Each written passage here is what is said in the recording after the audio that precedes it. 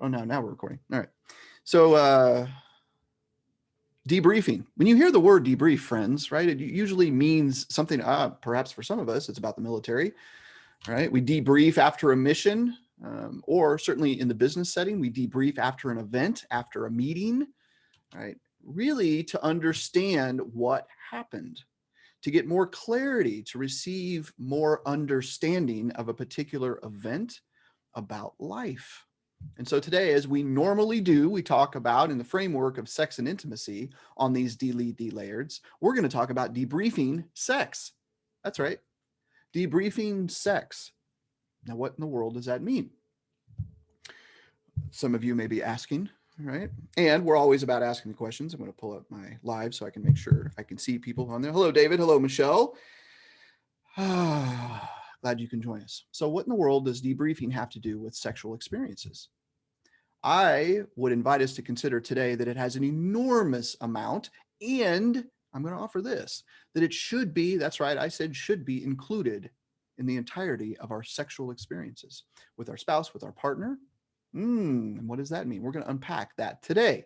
So stay tuned. Thanks for jumping on live. Again, we are here. This is DLea DLayered. I'm David Lee with Daring Deeply. Lots of D's to help you remember where the heck you are. Thanks for jumping on, and let's jump in. So I think it's always important. And by the way, with Daring Deeply, we're always asking the question, why? Why in the world do we do life the way we do it? Why does this happen? Why does that happen? Why did I make those choices? Right? Instead of honing ourselves into perhaps a label of this is just us, that we break through that potential chaos, right? And narrative and pattern, a negatively charged pattern, we can simply ask the question, why does that happen? Why do I do that? Why did I make that particular decision? And so here we are again, always asking the question, why? Why are we talking about debriefing in regards to sex? So let's be thinking about the why today. So let's start here, friends. What in the world is debriefing?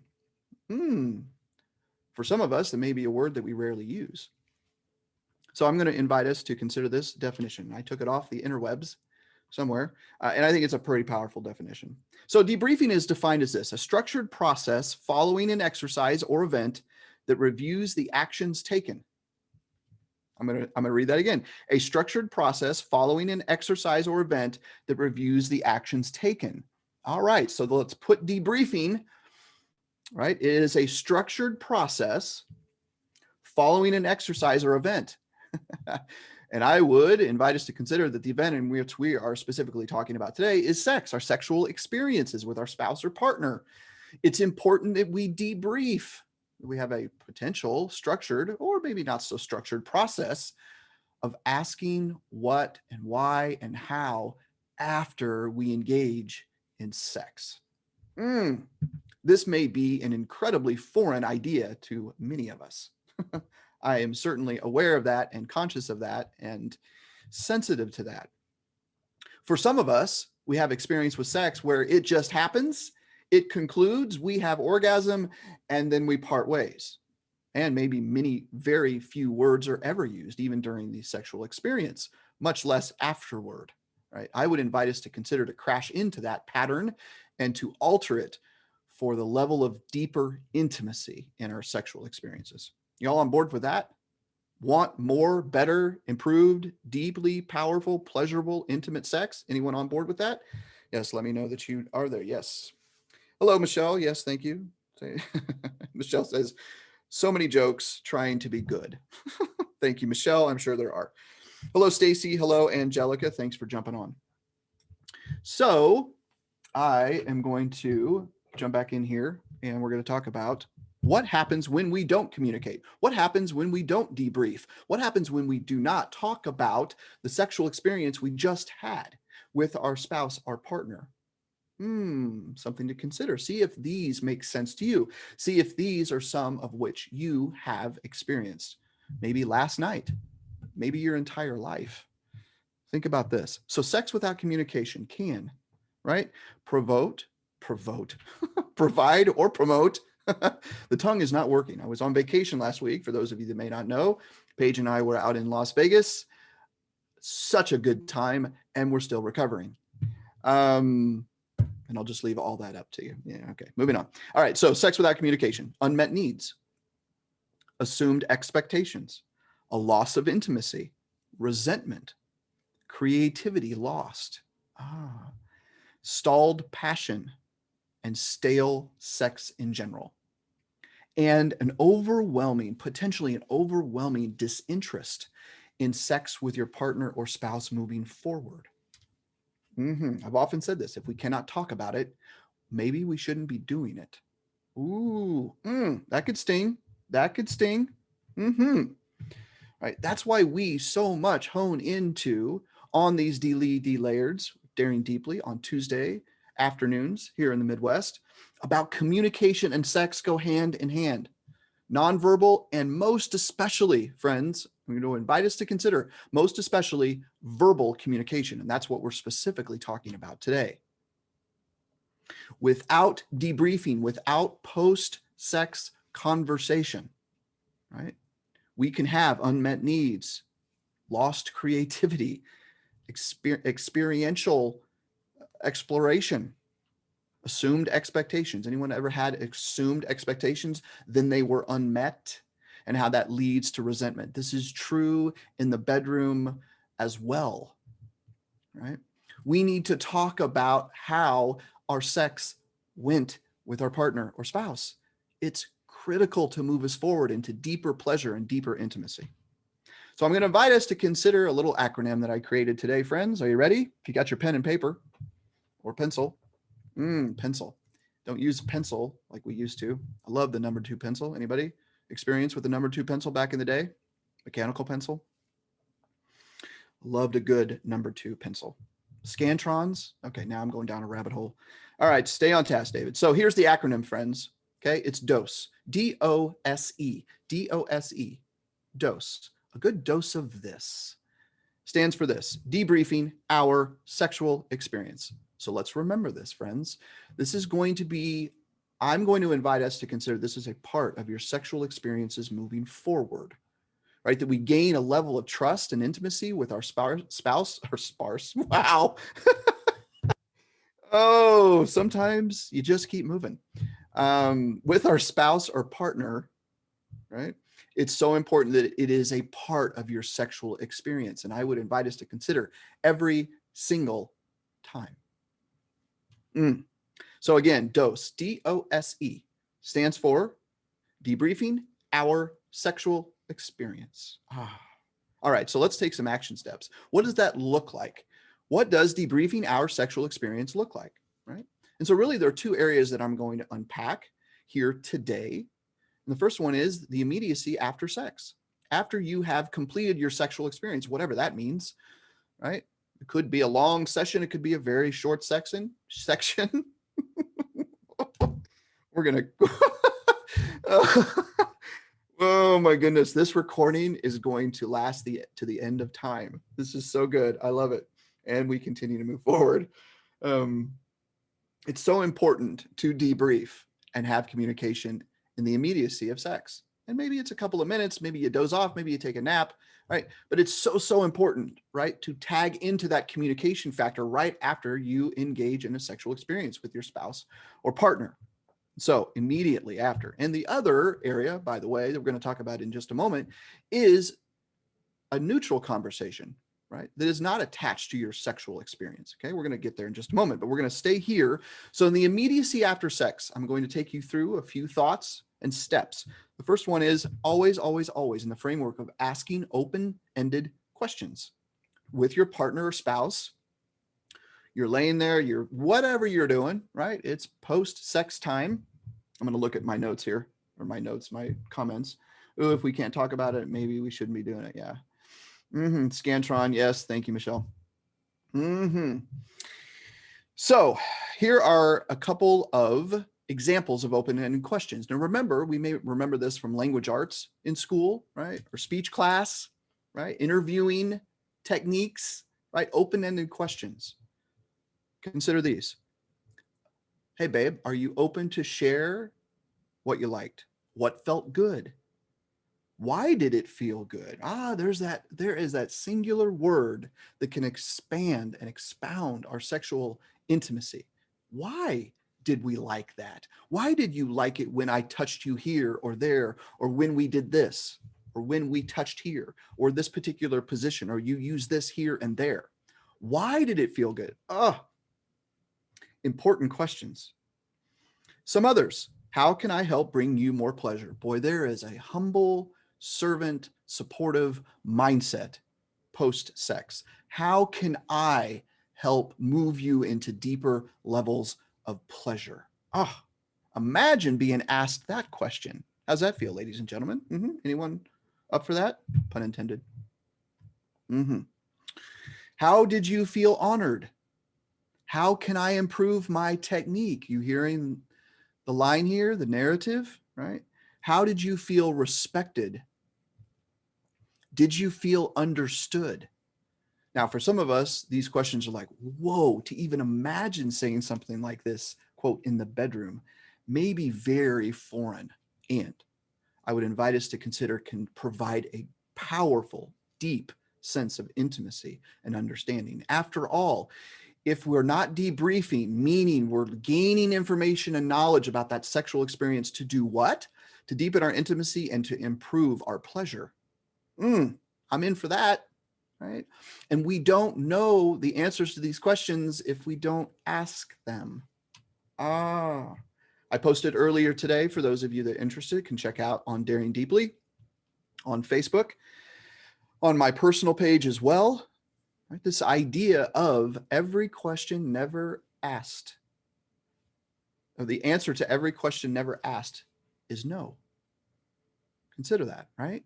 If we don't leverage our voice, the answer is always going to be no. And so that takes us back to unmet needs, assumed expectations, loss of intimacy, resentment, bitterness, disinterest in sex, separates instead of brings together. These questions are powerful, they're important, and they come from a mindset of humility and servanthood and supportive ideas. This is important. This is, and I would offer, so important in a very beautiful, passionate, co-creative sexual experience with your spouse or partner. Hello, Lisa. Thanks for jumping on. Appreciate it. She says, I love these Tuesday lives. We do too. We do too. And we love bringing this information to you. Okay, so first part of post-sex debriefing is ask powerful, open-ended questions. And then I invite you to consider show and tell. If it feels appropriate, if you feel connected in that way, and you're actually talking about what feels good and where and touch and this and that and the other, is to actually show and tell your partner, right? Show and tell did not end in preschool, right? It's super important. So many of us are visual learners. Right? And if we like a certain part of our body touched, rubbed, penetrated, stroked, kissed, licked, sucked, we need to share that, right? This is part of the debriefing process, show and tell. While all of this is going on, friends, I would invite you to go to our next step, our third step, which is full presence listening. If we ask these open-ended questions, it's super important that we be quiet, quiet, and listen. Super, super important to listen, validate. We talk about this a lot at Daring Deeply. Validation is simply hearing the other person's response and acknowledging it without judgment, right? Without any defensive posture, right? We are simply fully present listening to our partner, our spouse, about what we just asked. And it provides a safe, secure, and challenging environment in which to improve. That's why we're debriefing about sex. Next, this one's tough. We talk about this. This is one of our 10 guidelines of engagement at Daring Deeply, is take nothing personal. This can be difficult. Conversations in bed can be charged, can be difficult. There's a lot of things going on, right? There is some potential past levels of trauma, stories, narratives that we've told ourselves that we are supposed to do or not supposed to do. And we can take things very personally in the bedroom. And I would invite us to consider that we leave that, quote, at the door. right? That no matter how they respond to our open-ended questions, that we leverage it as information and not to take it personal. So if we get some constructive feedback when we ask those questions, that we receive them, we validate them, we say, thank you for sharing. I get it. I can understand how you feel that way. And then to lean in to find more about how we can improve. Improve the level of sexual intimacy with our spouse or partner. Remember, your goal is to gain information, and to bring pleasure to you both, right? Too often we have had sexual experiences where it felt not like a win-win, right? We felt like one person was receiving more than giving, right? You've been there? Yes, right? Right. And that can lead to an erosion of intimacy very deeply, very quickly. Okay. Next, you deserve a win-win. I just alluded to it. Friends, you deserve a win-win. You and your partner, your spouse, both of you deserve a win-win when it comes to your sexual experiences. Right? And we can get there quicker, more efficiently with a debriefing process, right? Asking questions, listening, being quiet, being open to the feedback, taking nothing personal, full presence listening, truly engaging, show and tell during this process. All right, so that is the immediacy. That is the conversation. That is the debriefing right after sex, right? Again, I will repeat them. Ask open-ended questions, show and tell, full presence listening, take nothing personal. Remember, your goal is to gain information, right? For the deeper pleasure of you both. And you desire a win-win. Now there is space in all the other times between your sexual experiences with your spouse or partner, in which I call neutral conversations. You may be on your way to dinner, right? Watching television at some other event, right? Where you are not in a sexual experience and you, out of the blue, as we like to say in the biz, do a callback to a memorable sexual experience with your spouse or partner.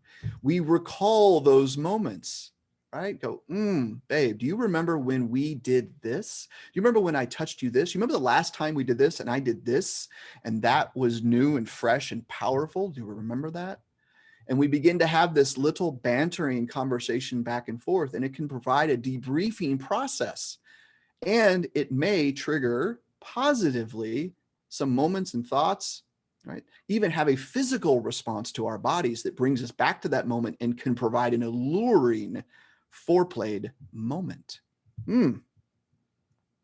Also, having these neutral space conversations, these debriefing neutral space conversations, can release or relieve some of the charged emotion that may be related to your past sexual experience, right? Because you're not in the moment, right? Sometimes when we're in the moment or post-sex, right after we're laying there, whatever we're doing, right? Emotions are high, right? And sensitivities can be easily bruised. So outside of that environment, right, it's a little bit more neutral. So can provide an incredibly powerful moment and experience, right? And scenario and circumstance in which to share and debrief about a prior sexual experience. So really there are two areas in which I invite you to make debriefing part of your sexual experience. That without debriefing, our sex is simply less than, right? And then we begin to set a standard in our sexual experiences, friends, to where it becomes a must and not a should. Right? We talk about shoulds and musts all the time at Daring Deeply, right? That ultimately we want to move into making decisions that are a must. And I would invite you to consider that a must is debriefing in our sexual experiences. Make it a part of your sex, friends, okay? Just as powerful as foreplay, touch, kissing, sucking, licking, oral, penetrative action, and orgasm, debriefing is just as important, if not more powerful, because it helps us bring clarity to our sex and intimacy. Don't we want more clarity, more understanding? Because it takes us away from those darker areas of unmet expectations, loss of intimacy, assumed needs. We all know what assuming means, friends, right? Stalled passion, disinterest, all those things we talked about at the top of the call. Yeah. So I'll take a deep breath. Mm-hmm. Debriefing our sexual experiences can heighten, awaken, enlighten, and make more powerful how we connect sexually and overall in our personal relationships with our spouse and partners. Don't you want more of that? I know I do, for sure. And remember, friends, clear is kind, unclear is unkind, to quote Brene Brown. Clarity is our goal. We speak of this all the time with our clients at Daring Deeply. Clarity is always a goal, and why shouldn't it be in our sexual experiences? Friends, that's what I have for you today. Thank you so much for jumping on. Thanks for participating. I always love the comments. This is a conversation as I consider it. If you have questions or if you're curious about what we do at Daring Deeply, how we provide support to high achieving professional men and women to achieve more, learn more, gain more empowerment, to achieve the things that they really, really want in life, that's what we do. We do that in a myriad of different ways, from events to workshops, one-on-one coaching, group coaching. If you're interested in wanting to know more, please send us a message. Let us know. We can be found at daring-deeply.com. That's our website, and we're all over the socials. So thank you so much for jumping on. And on behalf of Paige Stewart, my partner in life, love, and profession, we thank you for jumping on here. Please follow us in all ways. We're here every Tuesday and Thursday, noon Central live. And by the way, a little preview, Paige Stewart will be conducting her live today. So check that out at 3 p.m. Central over on her page. If you're like, who is Paige Stewart? Hey, go find her. You should know. That's right. A lovely, lovely woman. And that's about all I'm going to say right now, because we're running out of time, and she's amazing. So please go check her out. Paige Stewart, it's Paige, Stewart spelled Stuart.